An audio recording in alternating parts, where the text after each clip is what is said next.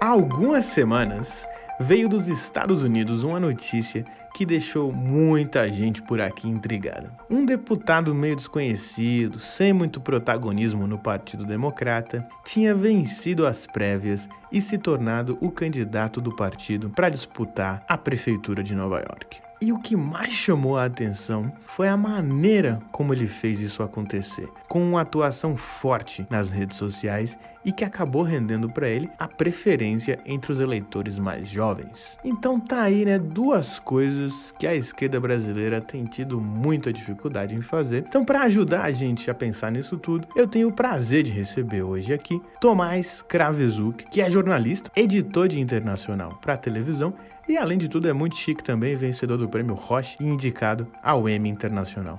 Tomás, muito obrigado pela presença. Muito obrigado pelo convite, é um prazer estar aqui com vocês. Eu queria que você começasse comentando um pouco aí sobre a situação atual de Nova York, Falar do prefeito atual, Eric Adams, quem é Eric Adams e como tem sido o governo dele. Então, Nova York, a gestão atual da prefeitura de Nova York é a mais mal aprovada da história da cidade. E olha que é uma cidade que já enfrentou uma falência pública nos anos 70, é uma cidade que é muito conturbada politicamente. O Eric Adams ele tem uma aprovação de 20% agora, às vésperas da eleição. É um índice muito baixo. Ele começou, antes de tomar posse, ele tinha uma aprovação relativamente boa, mas a aprovação dele já começou a cair nos primeiros dias, porque ele nomeou o irmão dele para ser o chefe da segurança pessoal. E a segurança pessoal do prefeito de Nova York é atrelado diretamente ao departamento de polícia da cidade. Então isso causou uma repercussão muito negativa. Desde então ele não se recuperou. Grande parte da aprovação baixa do Eric Adams se deve ao fato dos casos de corrupção. Existe uma percepção na cidade de que a violência aumentou muito, apesar dos números não demonstrarem um aumento substancial, mas sobretudo de que a cidade foi assolada pela corrupção.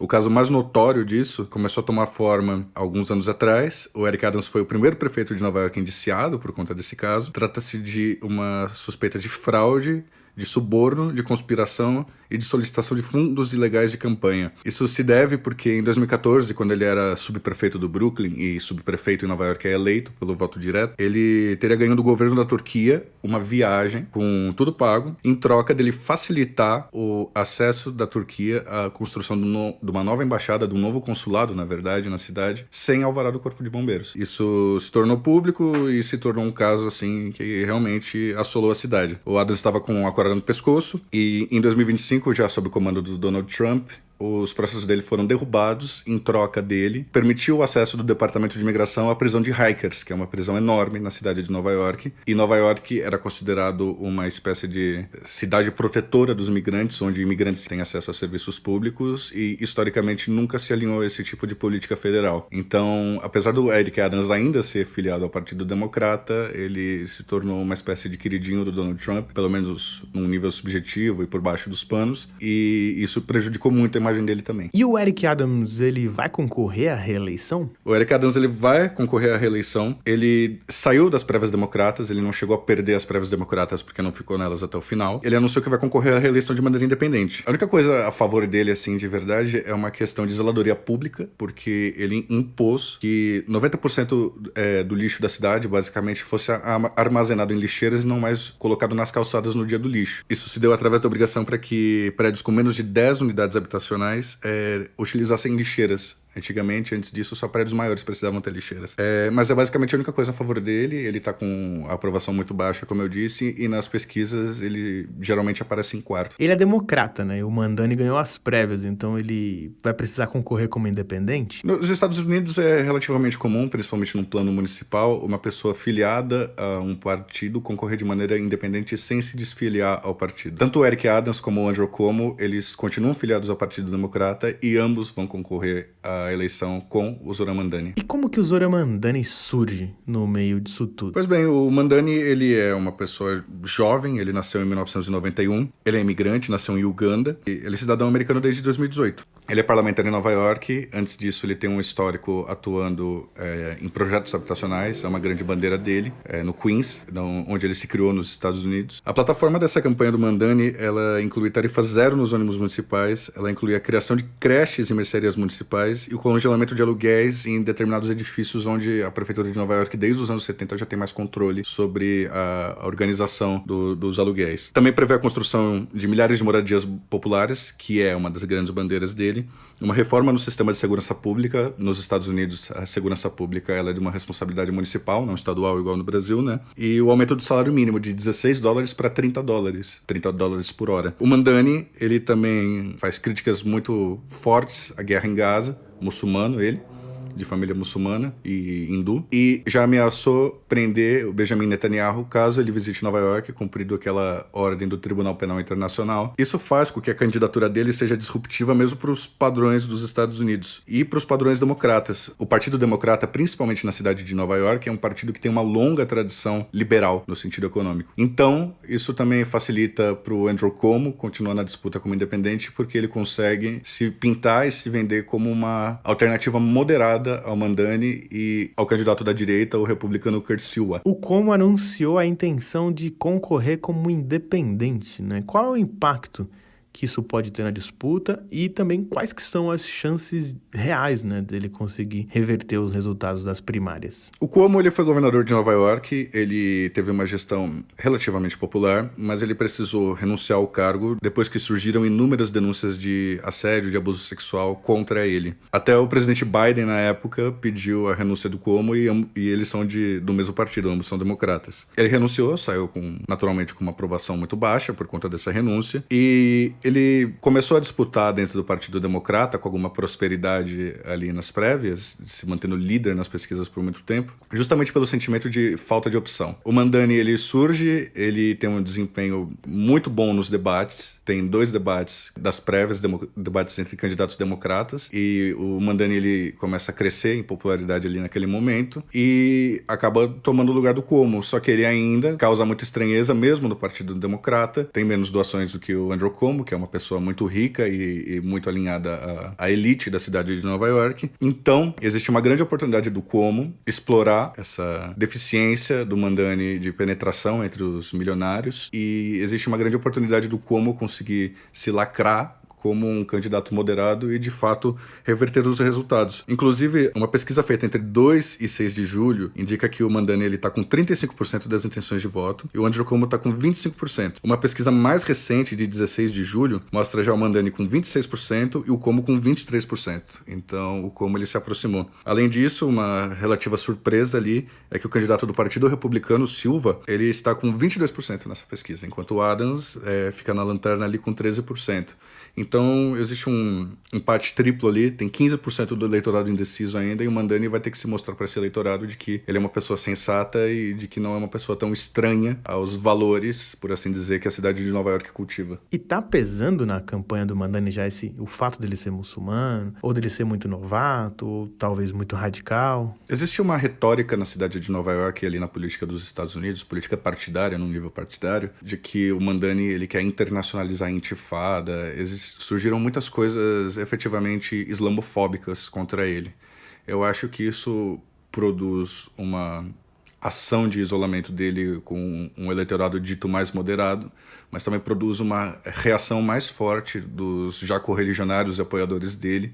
É uma relação de causa e consequência mesmo, e esses correligionários estão apontando que, de fato, ele está sofrendo uma certa perseguição ali na campanha. Eu acho que essa questão dele ser muçulmano, essa questão dele ser imigrante, ironicamente, não vai ter tanta influência no resultado da eleição. Como toda eleição, assim, a situação acaba sendo decidida pela economia, pela necessidade das pessoas e tal. Então, o que eu acho que o Mamdani precisa é conseguir provar para o eleitorado dele e para o eleitorado indeciso que ele é capaz de governar uma cidade com aqueles recursos e também colocar em prática um programa socialista numa cidade e num país de cultura liberal praticamente desde sua fundação, no âmbito econômico. E qual foi o peso que teve nessa disputa, a atuação nas redes sociais da campanha do Zohran Mamdani e também quais foram as principais características dessa atuação? Bem, o Mamdani, além do desempenho muito positivo dele nos debates, ele faz a campanha dele praticamente só nas redes sociais. Nos Estados Unidos não tem aquela coisa de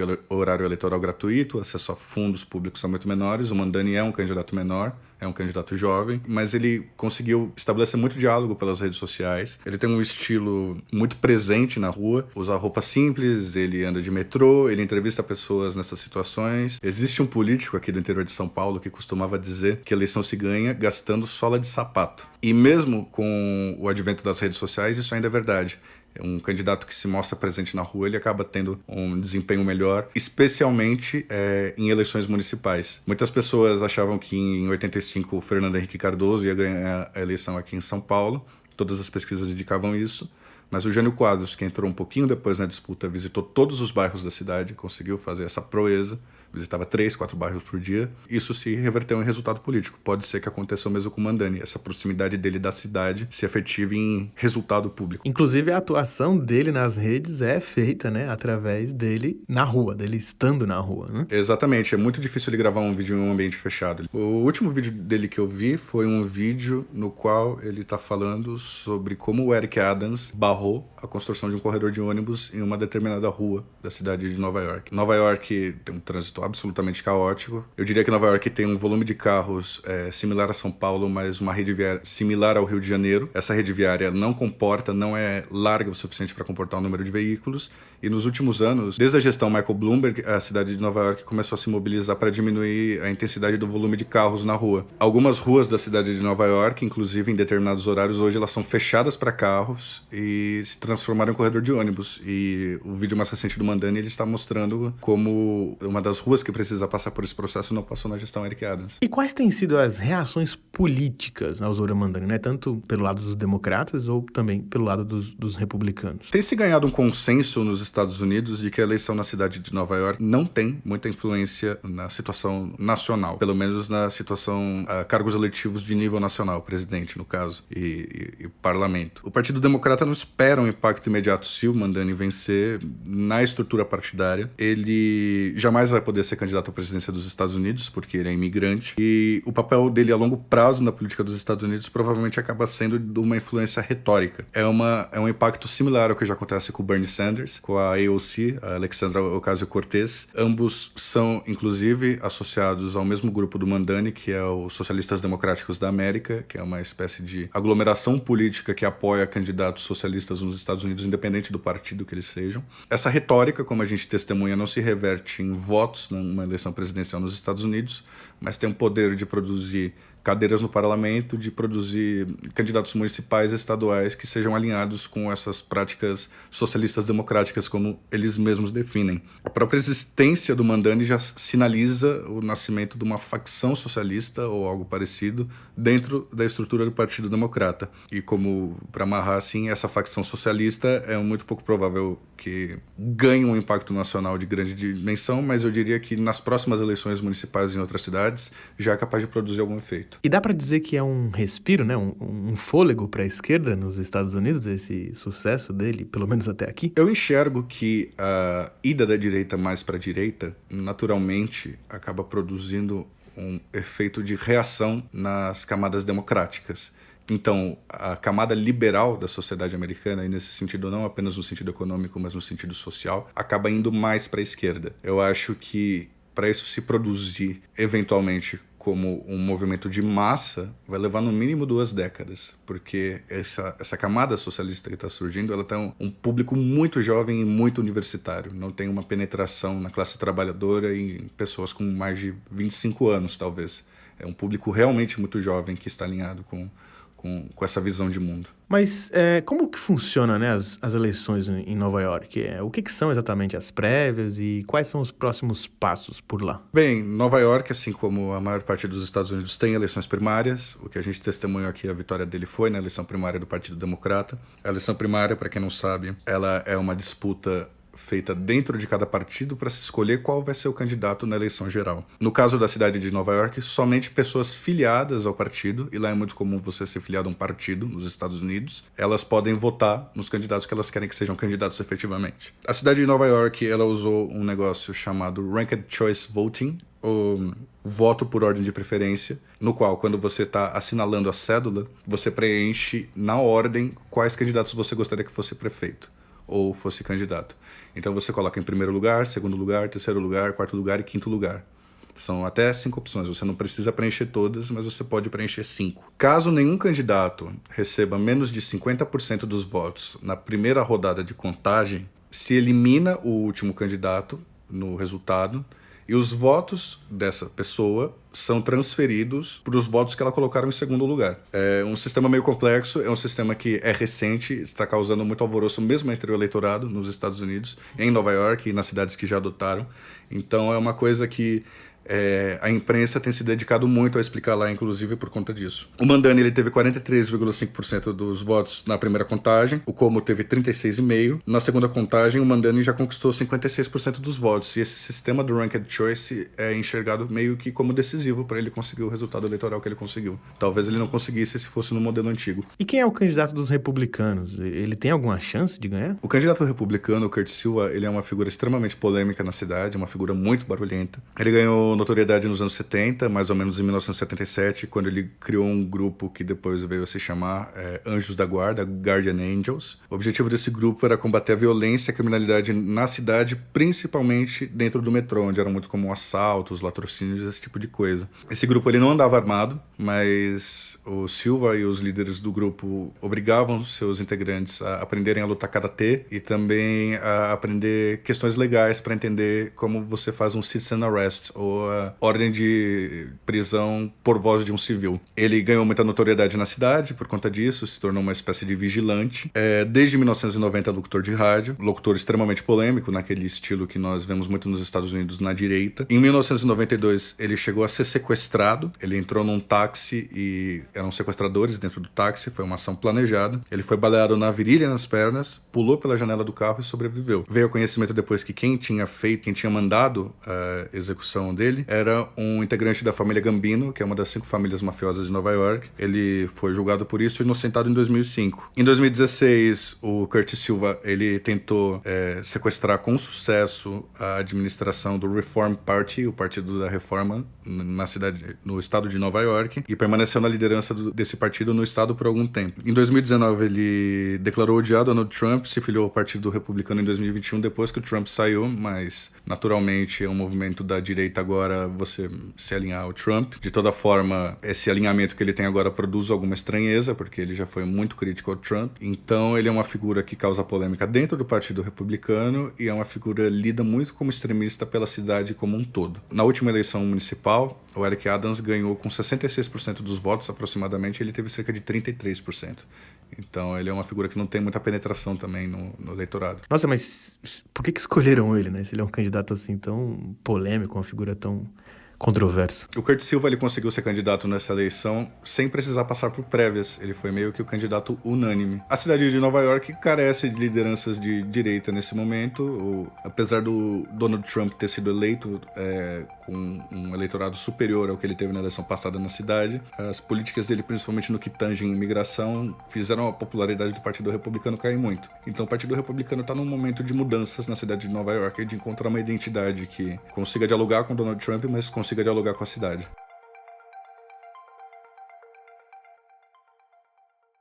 E por que é tão difícil para um candidato republicano se viabilizar em Nova York? Olha, de fato, é mais raro um candidato republicano prosperar na cidade. Mas não é impossível, e 2 das gestões mais aprovadas que a cidade teve, recentes, foram republicanas. Uma delas é do Rudy Giuliani, que ficou conhecido internacionalmente por causa da sua associação a Donald Trump, no primeiro mandato de Trump. O Giuliani ele passou a governar a cidade em 1994. Ele teve uma campanha muito focada no combate à criminalidade. Ele passou a desenhar esse perfil forte de homem contra a criminalidade uns 10 anos antes, porque ele era procurador na cidade e ele conseguiu processar os 5 líderes das famílias da máfia na cidade de Nova York. Então, ele construiu aos poucos uma imagem similar ao que o Sérgio Moro construiu aqui, similar ao que aconteceu na Itália também alguns anos atrás. Apesar dessa postura, ele apoiou imigrantes ilegais na cidade, permitiu o acesso deles a serviços públicos, e foi ele também que deu a casais LGBT na cidade o direito à união estável, ao reconhecimento da união estável. A grande polêmica da gestão do Giuliani foi a política de tolerância zero que ele implantou contra a criminalidade. Então, durante o mandato dele, contraventores pequenos como grafiteiros, fumantes de maconha, quem pulava a catraca do metrô ou até mesmo pedintes nos semáforos, eles eram detidos ou sofriam batidas policiais relativamente violentas. De fato, a criminalidade na cidade diminuiu no período dele,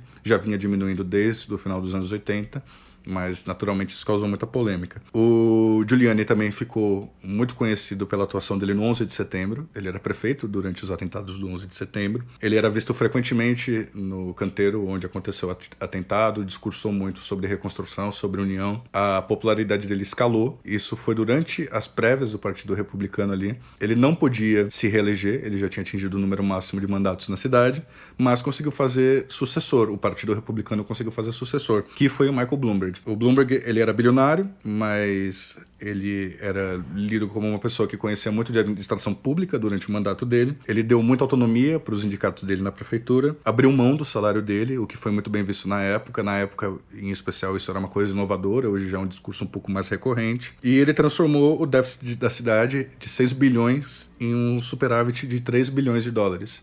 Também saiu com uma boa aprovação, deixou a cidade com 64% de aprovação, a prefeitura. Então, a gente vê que no histórico é possível um candidato republicano prosperar, mas a gente vê que essa postura de direita era uma postura muito mais estadista, inclusive no reconhecimento da função do Estado, mas também em postura pública, do que o ciclo no qual o Partido Republicano está hoje. Então eu acho que é tão difícil um candidato republicano prosperar hoje na cidade de Nova York justamente por uma espécie de crise de identidade entre a direita nos Estados Unidos. Como uma direita moderada, uma direita sensata vai sobreviver à própria existência do Donald Trump. Só por curiosidade, o Bloomberg é o dono do canal Bloomberg? O Bloomberg, ele é o dono do canal Bloomberg. O Bloomberg, ele fez carreira desde os anos 60 como no âmbito financeiro. Ele é realmente uma das pessoas mais ricas do mundo. E ele seria muito lembrado por isso se não fosse a gestão dele na cidade de Nova York, que foi muito marcante. Eu diria hoje, talvez, que o Bloomberg nos Estados Unidos seja mais lembrado como prefeito de Nova York do que como o bilionário do canal Bloomberg. Muito bem. Queria que vocês fizessem suas considerações finais, né? O que você acha que fica aí dessa conversa? Eu acho que dá pra gente observar que esse debate sobre o papel do Mamdani na política dos Estados Unidos não vai produzir nenhum efeito imediato e nenhum impacto significativo nos próximos anos na política nacional dos Estados Unidos, mas o que é interessante observar é as oportunidades que ele se abre para outros candidatos de esquerda, candidatos socialistas, candidatos de centro-esquerda, socialistas democráticos, prosperarem num nível local nos Estados Unidos. Eu acho que a grande magia da gente observar a política internacional desse jeito, principalmente no âmbito municipal, é tentar aprender com os erros e acertos das cidades.